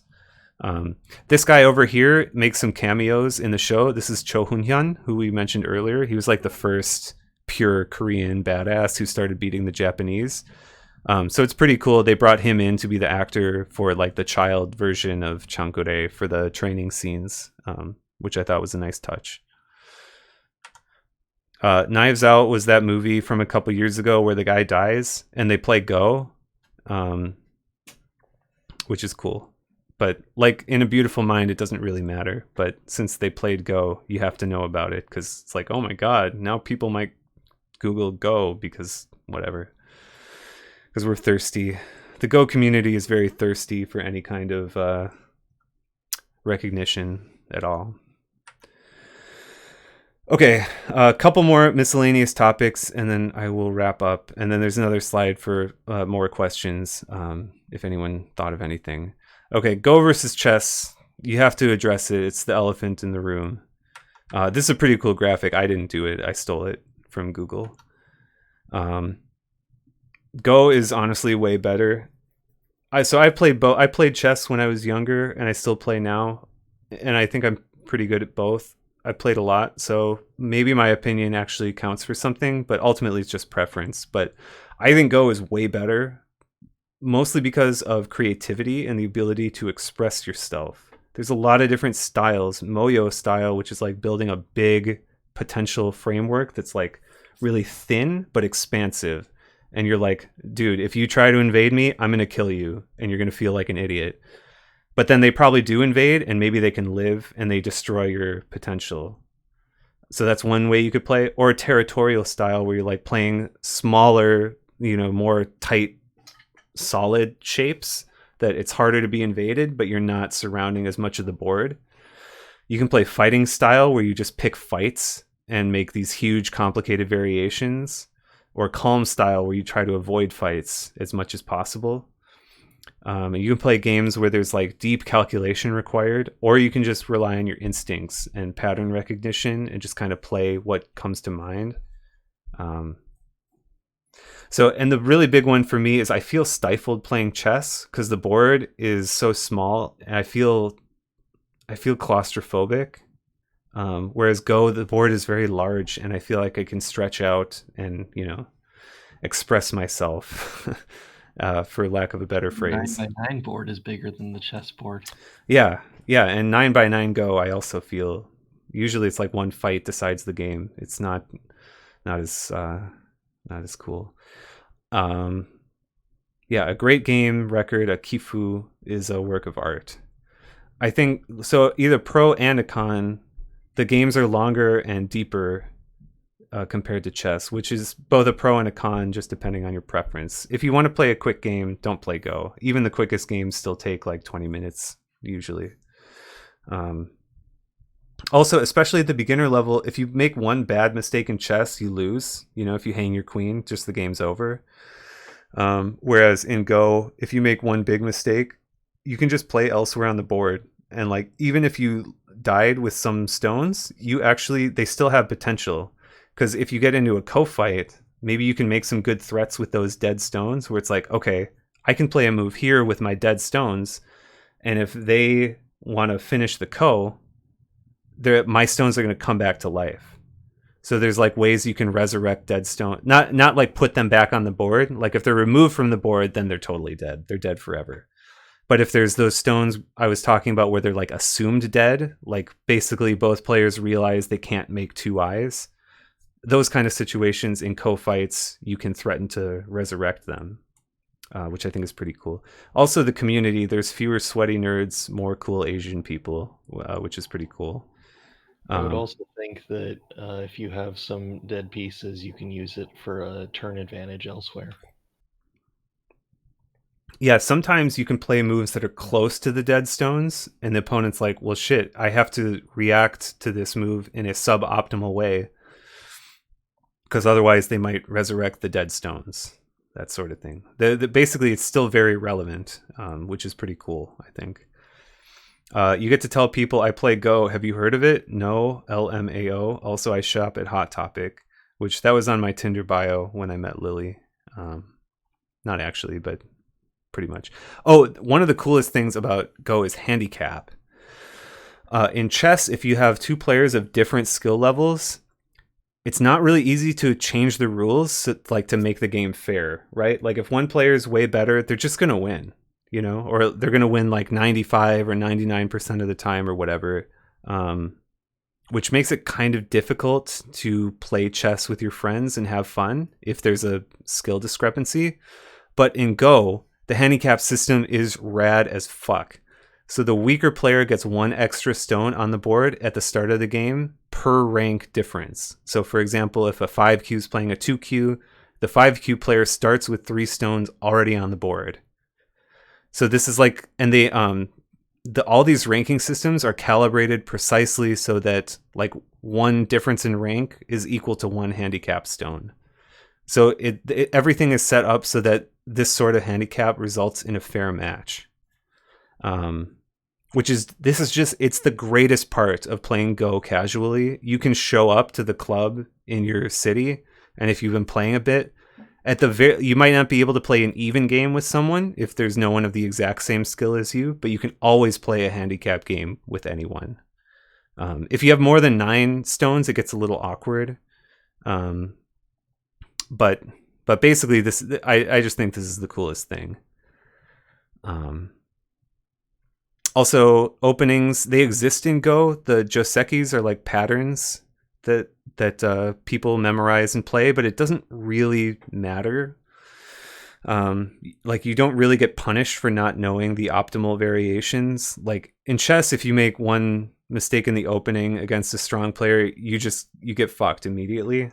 Whereas in Go, if you play something suboptimal, you're probably still fine. You just lost a little bit in one area of the board, and it doesn't really matter. And the opening will be like 40 moves, and you still got another 200 moves to play. So it's pretty insignificant, actually, which I think is pretty cool. Yeah. Oh, and this got orphaned. This statement was supposed to talk about handicap. Yeah, I can't. Handicap is the coolest thing. It's great. However, some drawbacks. Nobody plays Go. Like literally nobody plays this game. When I wrote this slide, there were 122,000 people on Lichess, or 51 Chess at that moment, and that's like not like chess.com is more popular, right? So it's like this number is more like probably like 300,000 or 400,000 people were playing chess. And at best, there's like 100,000 total Go players outside of Asia ever. Like on the popular Go servers in the West, you're going to have like 1,000 people on at any given time at most, which kind of sucks. But there's still plenty of people to find games. It's not hard to find games. It's just the community's quite a bit smaller. The games take longer, which I mentioned. Also, all the stuff I talked about, the rules, I hope some of it made some sense, but probably most of it didn't really make sense. And if you tried to play a game now, you wouldn't really understand what to do. And that's totally normal. And it just kind of sucks. You just have to play a bunch of games and not understand what you're doing until you eventually get it. But that makes it difficult to get into Go. Content creators, there's very few in English. This guy is like the most popular and he sucks. Don't watch him. Whereas in chess, yeah, like the top 100, like everybody who are the best players in the world are constantly telling you about their Sicilian dragons and shit. Whereas in Go, that's not the thing. Unless if you speak Korean or Japanese or Chinese, then you can probably find a lot more. But if you don't, you're sold out of luck. And chess, like the tactics and combinations are really exciting. Like, when you can sacrifice your queen to do a checkmate, it's really rewarding and it feels really cool. And that sort of stuff doesn't exist quite as much in Go. So it's a little bit less exciting. And I actually play more chess than Go these days, and I put some acronyms so I could feel cool. I don't know what they mean. Sounds like an opportunity for you to become the guy, Yeah, I mean, I have more than 1,000 subscribers to my YouTube channel for Go. But that's because there was no one else doing it. There were like 3 people uploading stuff in English to YouTube for Go back then, and that was only like 8 years ago. It wasn't even that long ago. Be what's the Levy guy? What's his name? That could be you. Gotham Chess, yeah. Ultra rich and famous. Yeah, I think I made like $600 playing Go in my whole career, so that was pretty cool. That's pretty good. Yeah, it's like about 1/10 of a cent per hour, so that's not a bad rate by estimation. Just like coaching. Yeah. Here's a bunch of places you can play if you want to play. If you're curious, the GoQuest phone app is it has like small boards and the games are quick, so it's cool to mess around. If you actually wanted to play, you should probably go to onlinego.com, which is OGS. It's cool. It's trendy. I don't actually like it. I play on KGS because I'm old, and this is the old one that's been around forever. But don't be like me. If you wanted to play in person, most urban areas have a club. Seattle had a building which was pretty cool, the Seattle Go Center, funded by the Japanese Go Association, which is pretty rare. Oh yeah, I don't know why I waited until here, but yeah, you can cheat by sliding stones around, and it's pretty badass, but don't do it. This year, the Go Congress, I mentioned 2015 was in St. Paul. 2023 is at Kent State in Cleveland, so if you're from Ohio, maybe you want to go down and hang out with all the... And actually, it's not sweaty nerds. They all like take showers and stuff. It's pretty cool. Good hygiene in the Go world. Showers are pretty great. Yeah. And it's a pretty cool event, actually, because pros come from all over the world. However, you'll have to play against 9-year-old Chinese girls, and they're going to make you feel like less of a man. But this was aimed at myself. Although I beat the one 9-year-old Chinese girl by a half point. It was a pretty cool story. That was in 2016 when I went to Boston, actually, for the 2016 Go Congress. I played a 9-year-old Chinese 5-dan who was really strong. And at the end of the game, it was a half point. I won by a half point. But she tried to count the game in Chinese style, and I was counting it in American style. And there was a dispute, and she didn't speak English. So we had to get an arbiter to come over and do translation and like figure out what the problem was. And eventually the girl's mom came over, and she spoke a little bit of English, and she kind of figured out what the situation was, and we resolved it. She thought that the girl thought she had won by a half point, but actually I did, and we all got to the bottom, and it was fine. It was a cool situation. It was one of those... child? Sorry? You bullied a child? Yes. Actually, I tried to be really nice because I don't speak Chinese except for counting. So when we were counting the points, I said the numbers in Chinese, and then she said something in Chinese to me, and I was like, I don't speak your language. Got it. Like when I played against the Korean guys in Seattle, I would also do that because they didn't speak English either, for the most part. But in Korean, at least, I know how to say, like, you know, Hangura Moteo, like I don't speak Korean. Whereas in Chinese, I can't say any of that stuff. So it was rough. But she thought it was cute that I was like, and I don't know. Yeah. Stone flavors. Sorry, once the stones aren't actually M&Ms. However, yeah, I know. You actually could play with food though if you wanted. There's no rule that says you couldn't. But the Chinese equivalent of the term Atari is food related. It's 大吃, which means about to be eaten. And that's true, which is pretty cool. Because I think the I don't know if you know, Johnny, but in Korean, when you capture the stones, is that like eating? To use that verb? Yeah, although in Korean words, you also just say eat as a euphemism for killing things all the time. Not just in Go. Oh, okay, cool. Have you not been using that for chess? Yeah, I'm eat your queen. Yeah, and then you just end the sentence at queen. You don't add any prepositions at the end. That'd be weird. Also, I don't know if everyone picked up all the Easter eggs so far, but I spelled flavors with a U. That's kind of weird. Okay, there's a couple of cool, like famous Go games that I wanted to briefly talk about. So the atomic bomb game I alluded to earlier was between Utaru Hashimoto and Kaoru Iwamoto. So this was played in Hiroshima in 1945. And if you know anything about Hiroshima in 1945 and atomic bombs, you probably know exactly where this is going. It has a happier ending than you would think. So the Americans dropped pamphlets in Hiroshima like a few days before the bomb dropped to like let people know, hey, we're going to destroy this entire city, like for real, you probably want to leave. And not everyone did, unfortunately, but the Go people were like, shit, this seems pretty serious. So they played the first game like in the city center of Hiroshima, but then they moved the second and third game and remaining games outside of the city. So I think it was the third game of the series where they were literally playing the game like 3 miles away from ground zero when the bomb dropped, and the explosion like, you know, knocked the board off the table. They were knocked to the ground or whatever, but they were fine. They survived. They were far enough away. But yeah, they called it they called it for that day.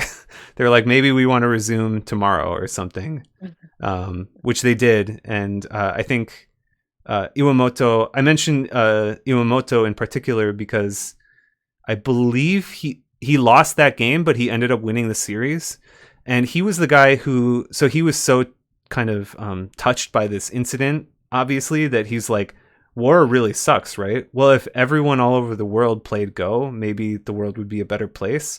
So he actually started the like endowment fund, which led to the creation of the Seattle Go Center. So in Seattle, Kaoru Iwamoto is like a revered Go guy because he did so much great things for the game outside of Asia, which is pretty cool. If we make all those Americans play Go, they won't have any time to drop any more bombs. Yeah, that's it can't hurt.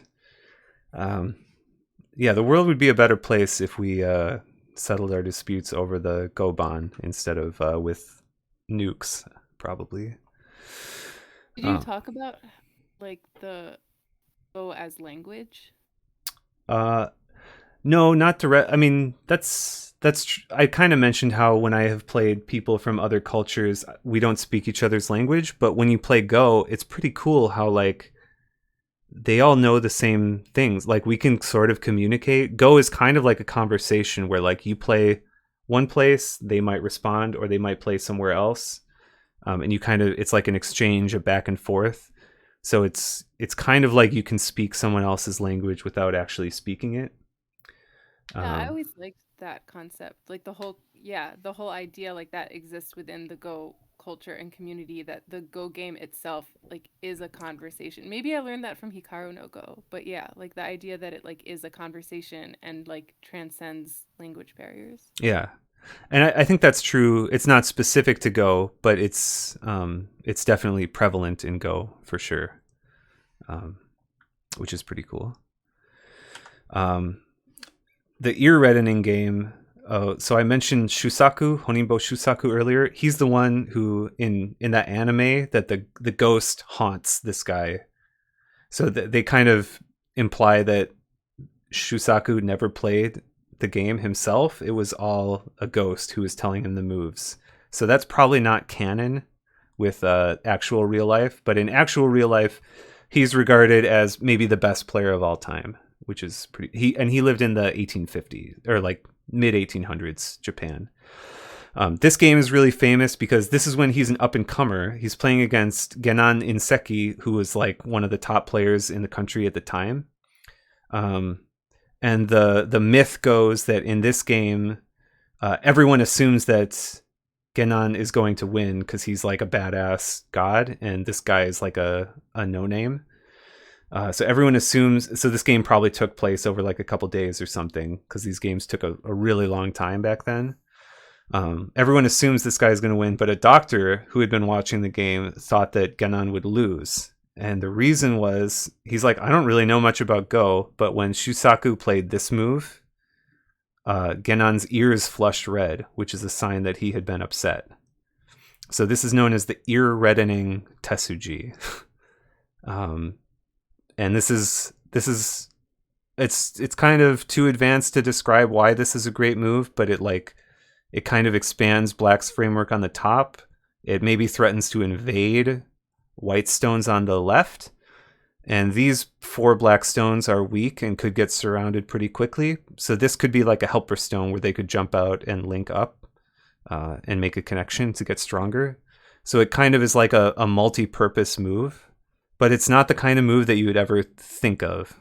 This is kind of like a grand scale, like you're playing something that indirectly affects many areas of the board all at once, but doesn't directly affect any of them, which is pretty cool, actually. Yeah. And then the game of the century, the 20th century, this is Go Seigen was Black. He's the guy that I talked about earlier. He came from China in like 1905 or something to Japan to study Go because he was like a prodigy. So this game took place in like 1936, maybe. He's playing against Honinbo Shusai, who was like the top guy at the time. And this is another one where Go Seigen's like an up and comer. He was already a pro at that time, but he was still like a 3-dan pro or something. So he was not very well known. And this game was played as like propaganda, where Japan in the 1930s was like, hey, we're way better than all these countries. We might as well go over and like rape Nanking really hard, right? And have Korean comfort women, which is all really fucked up actually, and is not funny. And they did it. But this was something where they're like, okay, we're going to pit the best Japanese guy against the best Chinese guy. And they're like, we know that Shusai is going to win because he's the best player. So we're just going to make the Chinese look like idiots. And the way there's a couple controversies with this game, so this game took place over multiple days. And since Shusai was the stronger player, he could choose when the game would be adjourned. So he would wait until it was his move and then adjourn the game. So he would basically have a full day to think about the next move. And he did it like 20 times during the course of this one game. So this game took place over the course of a month. And he kept like shamelessly abusing this privilege, which was pretty stupid. And they changed the rules after this game to address that, because everyone's like, that was pretty dumb, right? And also, Shusai was like head of the Honinbo house, so it's like this like huge, well, not huge. There's probably like 10 or 20 or maybe 50 people in the Honinbo house, like his pupils and stuff and contemporaries. And he would discuss the game with all of them during the adjournments. So he's got like a team of people working for him, and Go Seigen's by himself, which is also pretty stupid. But that's, the truth hurts, right? So the last thing I wanted to mention, basically in the old days, you always played. So this stone is called a 3-4 stone, because compared to the corner, it's like 1, 2, 3 in from this side, and 1, 2, 3, 4 in from that side. So this is called like 3-4. Whereas like a 4-4 stone would be right here on the square, and a 3-3 would be up here. So it's like the coordinates relation to the corner. In Japan, you always played 3-4 stones at the beginning, and Go Seigen went crazy. He played a 3-3 stone as his first move, and then he played a 4-4 stone, which was like pretty rare but not insane. And then he played the center of the board. We call this tengen, the exact center, the 10-10 point. This was his, the fifth move overall, his third move. So he played a 3-3, 4-4, and then tengen, which that was like super controversial. They're like, what are you doing, dude? You can't play like this. You're flouting all of the game's conventions. There's no actual rule against it. He was just like, I want to do this, so I'm going to do this. This is my style. Which that's one of the things I love about Go. You can just play whatever moves you want and develop your own style, which is pretty cool. Unfortunately, Go Seigen lost this game by 2 points because Shusai was a dirty cheater. But that's why they call this the game of the century. Okay, the bad boy Pistons of Go. I just made this up to try to get people to come to the TED Talk. But these are the actual bad boy Pistons, so I hope you like this photo. Scammed. That's why I put it at the end. Good play. I respect it. Do you think there could be bad boy Pistons of Go in the future? Yes, absolutely. And I think someone here should be the person to start the Bad Boy Pistons. Because the community of Go is very like, let's be polite and nice to our opponents and everything. And there's not a lot of, people who actually say what they're thinking. I think it'd be some crazy lore if it was like Wenti that became the Bad Boy Piston of Go. Yeah, that would be... Someone would have to cross her, right? To like... She'd enter the evil antagonist arc after something terrible was done to... Yeah, I don't know. I agree. Right. Have there Here for it. Professionally, someone does the BM like pass the turn thing that you said? I assume that's never happened. I've never heard of it. I think they should. Probably that would be enough to like get your license suspended. That'd probably be like equivalent of like punching someone. Although I guess what's his face? Gobert just punched someone and whatever, it didn't matter. I don't know. American sports have more drama and they're more interesting. If you skip a turn, does that mean you're skipping all of your future turns? No, you're only skipping that one turn, and then you can play on the next turn if you want. But generally, you only pass when the game is completely over. It's rude if you pass before that, so don't do it. But secretly do it. It's cool. Okay. Last slide to sum things up. Where do you go from here? Should you play Go? Well, maybe. If you like chess but have never tried Go, I really think you should try it to see if you can pick it up and if you like it. Because I did and I loved it. I think it's the coolest game. I think it's way better. So if you do like this sort of thing and you don't try, then you're dumb. You have nothing to lose by trying. If you want to play a game with an unlimited but gradual learning curve, it's not very punishing. It just takes, there's a lot to learn and it takes time, but there's lots of beginners to play with and stuff and a lot of resources and whatever. It's cool. Go for it. The community is pretty great, albeit small. Everything online is free and some random stuff. Go is great. Go is good. Or should you say neat and move on with life? Probably. The initial hump to get into it and understand the game takes time and perseverance. You might look back on the thousands of hours you spent playing and wonder, well, I guess I could have done something else. Also, AI is taking over, which doesn't really matter at the amateur level, but in my opinion, it destroys some of the wonder the game once commanded. But yeah, that doesn't really matter. It's still a really fun game. Any last questions? I have a question. What's up? I want to know how many people who have attended this lecture have played Go. Raise your hand if you have played Go. All right. Did you count all those hands? I know Johnny has played a bit. I don't know if anyone else has. Oh, sorry, Lily has. Yeah, Lily actually played. She got to like 17Q. She used to be my partner for the Parago tournaments in Seattle, where that's a 2 versus 2 game where you alternate turns. So like I play a move, then the opponent plays a move, then Lily plays a move, then the opponent's other player plays a move, then I play a move, etc. And you don't talk. It's silent. Which is pretty fun. It's really fun when your partner. So like this was really rare. Like at the Go Center, most of the partners I would say were like, I don't think anybody was exactly even with their partner, but like we were by far the biggest disparity because I was like one of the weakest players at the Go Center and you were one of the strongest players at the Go Center. So I know that whatever move I'm about to play, like Peter obviously knows what the best move should be, but he can't tell me or signal at all. So it's like It always felt like a lot of pressure, even though obviously Peter didn't actually put any pressure on me, but it was pretty cool. And I think we won more times than we lost.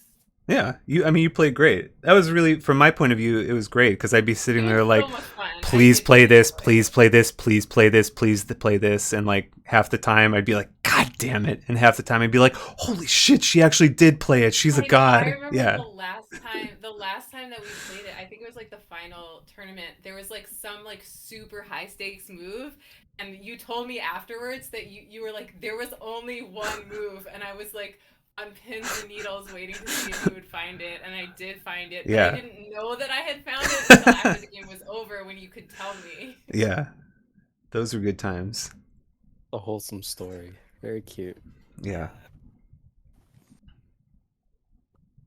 I really like I mean, I know like Peter jokes around a lot about how everybody should be like bad boy Pistons and like cheat and all that stuff, but for real, like because I'm like, you guys probably know, like I'm not like a super very online person or anything, and for me, I always really liked the fact that the Go community, it's like, well, I mean, I guess I don't know how it's been like in the past like several years, but it felt like it had somehow kind of like retained the original like culture of like honorability and all of that. Like everybody's just like super, it's like it was like very frowned upon to use any like coarse language or anything like that, even in online games. Like it felt like a really, really like wholesome community, and I really enjoyed that. Yeah. I don't know if that makes it sound more or less appealing, but I agree. I think that's a good point. And I felt a little stifled by that sometimes because I kind of wanted to relax and maybe say shit or whatever, and you can't do that. But I mean, you can. It's just, there's no trash talk. There's no that kind of thing. Which is like Peter talked about, like there are things that you could do, but like they would be perceived as very rude, and like some of that would be like actual trash talking, but even like Peter saying like, oh yeah, like passing on a move or something where you're like through the game, because it's a Go is a conversation, right? So like passing on a move, that's like the in-game version of trash talking, right? Yeah. And you can also play moves that are obviously terrible, right. As well, but yeah, and like doing stuff like that, I would say was like, it's definitely frowned upon because it's definitely better than, if you're playing Dota or League or something, it's like there's so much toxicity, like you got to turn off all chat. It's very painful. At least you don't have to deal with that. I would much rather feel a little stifled and not be able to say a bad word now and then than have to deal with 8-year-olds who are using racist language all the time and whatever. That's what it was for me. Like there was just at least in my personal experience, there was just no toxicity. Yeah. Which was really nice. Yeah. Is there a place you can play where you don't have to like make an account? Like just to try it? Or do you have to make an account on all those sites you listed? I think you have to make an account everywhere. I can't think of a place. There's a website that I put in the slide deck, and I can link it, where it's like you can go through the basics just in a web browser to kind of get the hang of how capturing works and that kind of stuff. Which that's nice as like a little demo. But I think if you want to play games, you got to make an account somewhere. Which, I think OGS, you don't actually even have to verify your email, so you can just type in whatever and it's like a throwaway. I think you can do that. I don't know. I'm really trying to save the 10 seconds of hassle, Yeah. Saving the... No, I'm just kidding. I would like to try it sometime soon. Yeah, I think it's worth it. It's worth trying. I don't expect anyone would actually get into it, but I think it's worth knowing about and trying, because just from my personal experience, I had never heard of it. And then I played it and I was like, damn, this game is actually awesome. I loved it. And I still do, but I just don't play it anymore. But It's worth experimenting. You don't lose much by trying, I would say. My parents probably play Go online like 8 hours a day. Sick. Gamer parents. Nice. I played Go with my dad like 5 or 10 times. Oh, nice. I think I beat him once. He probably threw it. That's Oh, did you talk about it being in that movie? Yes. Yeah, that's really like the biggest appeal to me is when there are Go pop culture references. I don't want to be on the outside looking in. So yeah, I'll put in hours and hours and hours into it just to make sure that I get any of the pop culture stuff. Yeah, there's like one every 3 or 4 years, maybe. Knives Out, that was the name of it. Yep, Knives Out. Actually, there was another Korean movie that I didn't mention called The Divine Move, which was like a martial arts movie where the guy is like playing Go while doing martial arts. But I thought that movie kind of sucked, so I didn't want to talk about it. Did you talk about Misang? Yes. Yeah, Misang is good. Definitely recommend. That was the Korean drama. Definitely recommend that. But Hikaru no Go is just the best. Yeah. I mean, that's the only one I know of that's like actually about Go. Yeah. Not just like incidentally contains the thing. You gonna distribute a PDF? Yeah, I can upload I might just share a link to the slides, or I can whatever. Somehow. Either way. Yeah. We need a record, and we need to know who's gonna do the next TED Talk lecture series. Yeah. I think this should continue. That was good though. That was Cool. interesting. Good job. Yeah. Well, thank you for listening to me talk about playing with rocks. Whoa. Thank you for lecturing. Yeah. Can you make your own rocks? Do they have to be black and white? Can you bring like pink, like swirly ones, you know? Yeah, actually on KGS, the one of the Go servers, every day or every year on April 1st, it's white and pink instead of white and black, actually.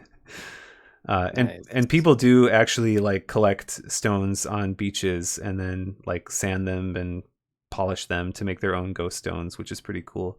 Traditionally, black stones are made of slate and white stones are made of shell. So the vegan in me would say, please don't use shell stones because they come from animals, but slate are pretty cool. And these days it's mostly glass or plastic. Glass stones are pretty cool. They can be kind of hefty. And if you slam one... Your stones are glass, right? Your nice stones? They're yunzi, which is from China. I don't remember what the material is, actually. Yeah, the glass stones. If also, one thing I didn't mention because it doesn't come up in online play, but when you play over the board in person, when you like put a stone down, you can like slam it with extra force if it's like a badass move, which I'd highly recommend developing your own style of like, slamming stones down in interesting ways. And if it's a glass stone and you slam it too hard, you will break it. Like it'll chip or shatter, which is fucking awesome. Highly recommend that. Only if you own the Shattering stones. the backboard. Yes. Or something like that. Except instead of shattering the backboard, you shatter the basketball, basically. Yes. That would be sick, actually. Yeah. I think some of the stones in my parents' set at home are chipped. Yeah, and every chip in a stone has a story behind it. Yeah. You wouldn't know that story though because all the stones are indistinguishable, but yeah, that's true. Cool. Well, that's all I have. Yeah, thanks for coming. I hope you learned something and maybe there was a joke or something, whatever. Good times. It was all very good. Several chuckles were had. Nice. Nice.